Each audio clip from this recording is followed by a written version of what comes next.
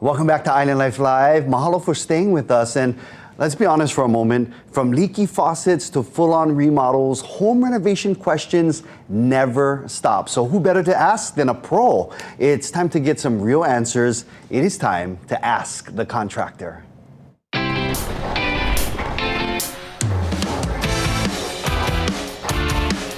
We're always so grateful to have these incredible experts in the house with us. This is Lucas Stensland and Joseph. Thank you so much for being back. We missed you for a little bit. Thank you very much.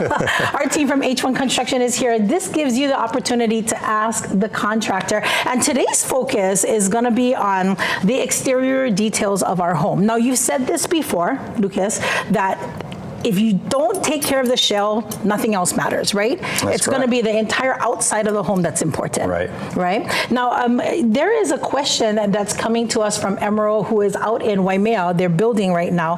And he's talking a little bit about, again, these are some of the terms that I'm just going to start learning. So be patient, guys. But he was asking about something called kick-out flashing, and he says that H1 Construction treats this as a non-negotiable when you folks are building. What is kick-out flashing and why is it so important? Kick-out flashing comes with experience, so it's one of those things that you're generally not going to find on a set of plans, but kick-out flashing will take the water from your roof and kick it away. That's why they call it kick-out flashing, kick it away from the siding, into your gutter, downspout, and wherever you're going to aim that downspout to, whether it's the backside of your property or the street. Now, what can happen is if you don't put that kick-out flashing in, the water runs down the kick-out flashing of your roof and will get behind your siding. And what I like to eliminate is once a house is finished, for those first couple of years, everything looks like it's all polished and neat and nice and everything's performing.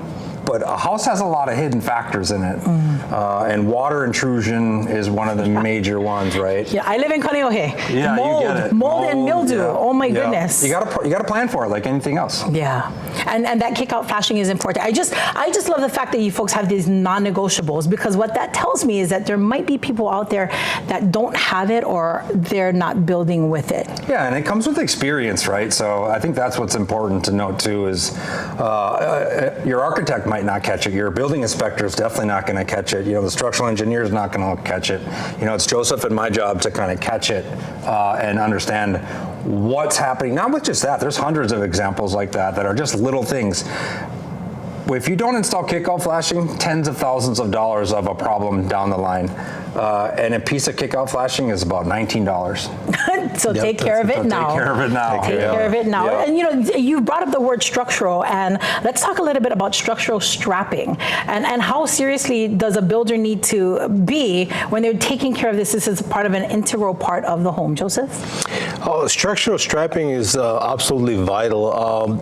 It is dictated by the city and county. Oh. Yeah, if you go back maybe 10, 15 years, the city and county codes was more relaxed, so to speak. But these days, really dictated by the structural engineer and city and county for the uplift and also structural integrity of the house in a case of seismic activity. So the house is moving together and everything is strapped. So for most part, if you do have a good structural engineer, which is vital, they will catch all the details of where and how to install them.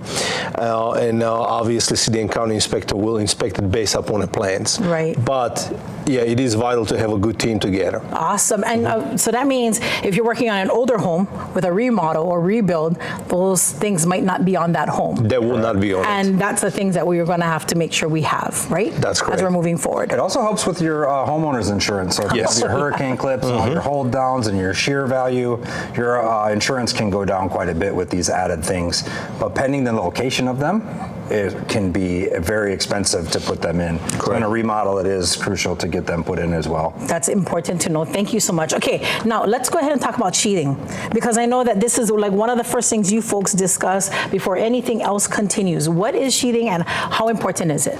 You're probably going to have to stop me at some point because I'll talk about this for hours, but like sheathing and your house wrap are two of the most important things. So sheathing 9 times out of 10 is installed vertically, and it should go from your bottom plate, which is your sill, to your top plate, which is considered your top plate. Once you have these nailed in, there's a certain nailing pattern, which is 8 inches in the field, might be 8 to 12 in the field, and 6 to 8 on the seams, right? Now, once you've attached it to your studs, your field studs, your bottom sill, and your top plate, this is given rigidity or your shear value from left to right. So a lot of builders, and this drives me crazy, and again, it's not maliciously, but they turn it sideways, horizontally, and now you've created a lot of seams and you're not tied in from top plate to bottom plate.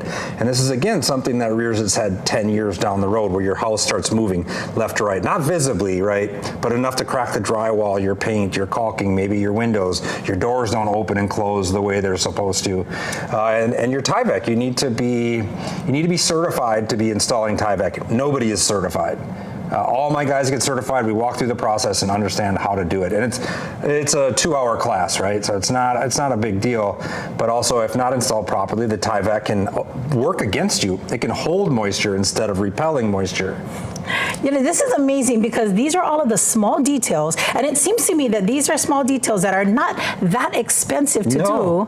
It's just about doing it right. Can be done right during the build so that your house can last for a long, long time. If you're not installing whatever it is you're installing, from anything from your flooring to your roof and everything between, if you're not doing it per the manufacturer specifications, your warranty is void, period. Beautifully put. Thank you so much, Lucas. Joseph, H1 Construction right here. Get those questions into us, family. You see, because we're asking them. And you're getting the answers right here with Ask the Contractor. Mahalo, Lina Girl, Lucas, and Joseph as well from H1 Construction. Again, if you got questions, please send them right now. Don't forget, so we can get you those answers in next week's segment of Ask the Contractor. We'll be right back.